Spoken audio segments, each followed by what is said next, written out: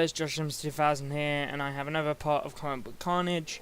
Today we're going to be talking about Red Hood and the Outlaws 27, and yes, I have brought both covers. I liked both covers, so I brought both covers. Really got bugger all to do with the content of the book, but we'll get to that in a minute. But first, I need to talk about this in order for it to make sense. So, this book is primarily dealing with the aftermath of Heroes in Crisis, which is this one. Because in this one, we find out that Roy Harper is dead. He's deaded breaded. He's officially the 6 foot under. The 6 foot down under, isn't he? Right, so yeah. So Roy dies in this book. And in this one, we have Bruce coming out to find Jason. And he kind of like, he comes to tell him that Bruce was there, he found Harper dead. And he goes to tell Jason, and he's like, he's a bit like, look, you know, I'm sorry, but Roy's dead.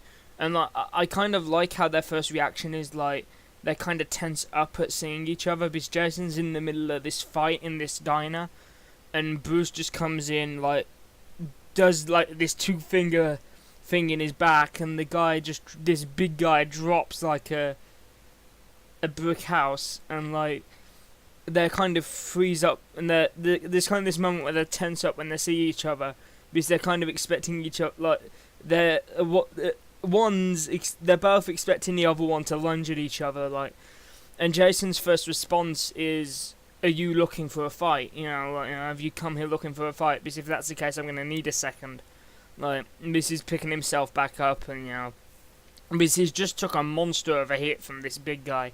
Like, this, you know, if you've ever seen the episode with the original Biker Mice from Mars, with the Jimmy Mac, like, they headed like that, and they're kind of like in that biker gang type place, and they're fighting, and like, Throttles beat them all, and he's like, oh, is little Jimmy gonna come out to say hello now? And then Jimmy Mac just pulls him up by the scruff of the neck and holds him up, and Throttle punches him in the face, and he breaks his own hand, and he's like, ah! And he's like, I could have swore you had a fly in your chin there, Jim, but like, if you've ever seen that, it's literally, it's kind of like that, like, you know, he's beating up these truckers, you know, these thugs, and he's like, he's trying to get information out of the one, he's not being cooperative, so he proceeds to dash a coffee mug over his head, and then that proceeds to lead to a fight, and then you got this big guy that comes in, kind of Jimmy Mac style, like, gives him a few really big punches, and Jason's comment is you ought to get a license plate put on those. And basically then Bruce does that, knocks him out cold, and like, there's kind of this moment where they're kind of thinking like, is he gonna go for me, you know? And then Bruce is like, no, I'm not here for a fight. Grabs a cup of coffee, puts it down, and is like, sit, drink. And then, like, he kind of sits with him, and Jason's a bit like, what the hell is this all about? You know, if you've come here to drag me back to Gotham or to the asylum, it's not going to work. I'm not doing that. And then Bruce just turns around to him and says, look, you know, that's not why I'm here. I'm sorry, Jason, Roy's dead. Like, and then you kind of get this, hang on, I'll use this copy I'll use my variant cover copy, which is the one that it doesn't have a board in it, because my boards are too big for some reason. And like, yeah. Also, I think the art, the quality of the art has dipped a little in this issue. It was really good last issue, but I think it's kind of dipped a little bit. And also, that's Bruce. I'm not sure about that design for Bruce, to be honest. Right. I wish this... The one thing I don't like about this is the fact it doesn't focus very well. Yeah, they kind of sit there with the coffee, and like, when he kind of tells Jason what's happened to... Like, he just has this look on his face, like, everything's kind of fallen down on top of him, and like, then you get this shot of like these really like hateful looking eyes, and is like, how? Like, one thing I don't like is Jason decides, okay, I'm not gonna go. It's kind of like, I'm not gonna go after the guy. There's probably enough people gunning for him. Like, I don't agree with that, because like Red Hood would always be like, you killed my fucking friend, I'm coming after you right now. Like, literally, as soon as like Bruce said it was somebody at that sanctuary, I believe he would be up out of that chair and storming to head towards the sanctuary, like without Bruce's consent at all.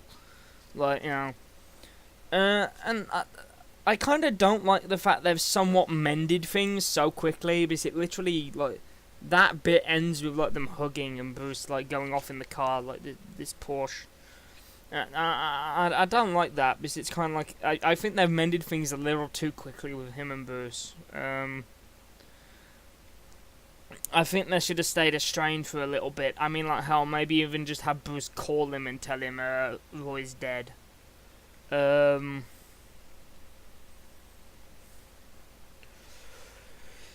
you kind of have this bit where he leaves a voicemail to Roy, and then he kind of deletes the contacts, and which is actually a common behavior with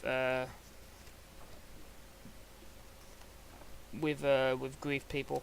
And then he kind of checks into this overly nicey town, like, you know, in horror movies when they go to this small little village and it like everything's perfect, everything's super nice, everyone's so civil. The cop literally walks up to him like and is really over the top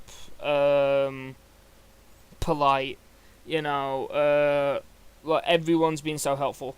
And then we just get this final shot of somebody scanning him and like x-raying his gear and being like, ma'am, we've got a problem. And then like it just cuts there, and then that's it. I was saying, this issue has literally just been, this issue was just to address the whole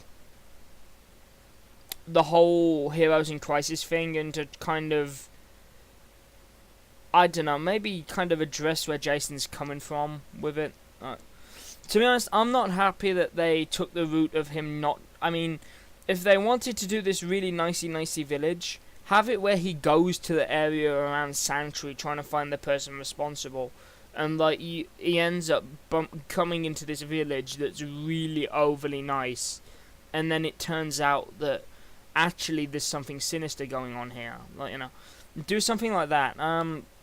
I'm not entirely sure about like why, you know, you know, for a hero that's mostly based around the idea of vengeance and revenge, it seems kind of stupid for him to like just be like, okay, my best mate's just been murdered, I'm not gonna get involved.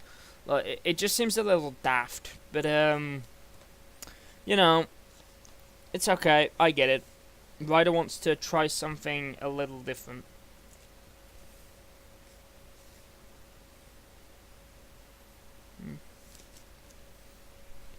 Yeah, okay. Also, I don't know what it is at DC right now, but there seems to be like a massive hard-on for these foil covers. I mean, it looks great, don't get me wrong, I like it, but pretty much nearly every single series that was out today had a foil cover. There was one for Suicide Squad, one for Wonder Woman, one for Red Hood and Outlaws, one for Detective Comics. There just seems to be this massive hard-on for these types of covers right now. And it definitely works with Jason for the colour scheme of like black and red. Definitely works. I also kind of like the changes they've made to the cover. Red Hood and Outlaw. Also, it's been changed to Red Hood and Outlaw look on there. Or Red Hood Outlaw. Which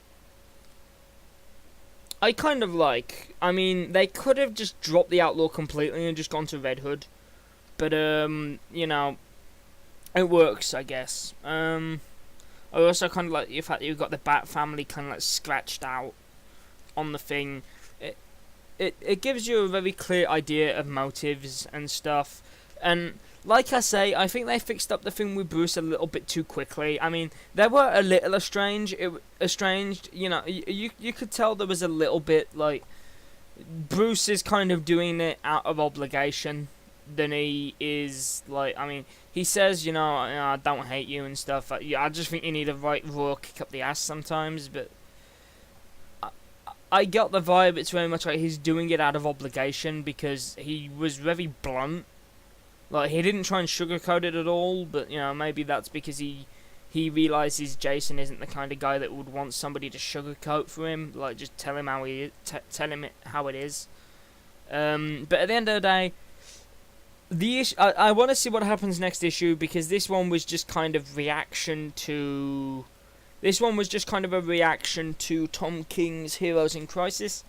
So I very much get the feeling that this was...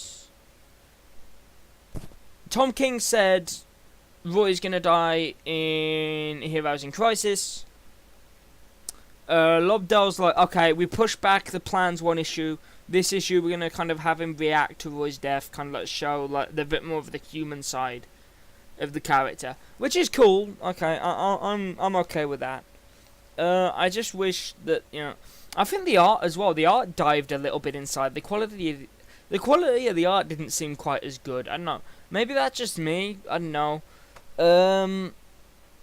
I was reading some very stellar, very good-looking Batman comics last week, so that might be why. I don't know. It just seemed a little... The faces seemed a little janky, but... I don't know. Well, let's wait and see. But this issue, it was solid enough. I liked the fact they took the time to kind of show him reacting to Roy's death. I mean, I wish he'd had a bit more of an extreme reaction, which, considering the fact Roy is, like, one of, like, 2 really close friends, maybe 3... that's pretty much it.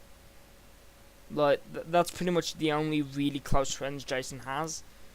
And, so for him to be murdered in, like, a shooting, which I believe is what it's implied to be, or it's meant to be, like, something like that. I think he'd have a bit more of an extreme reaction to it, but hey ho, never mind. I hope you guys have all enjoyed the video, and I'll see you all in the next one. Goodbye.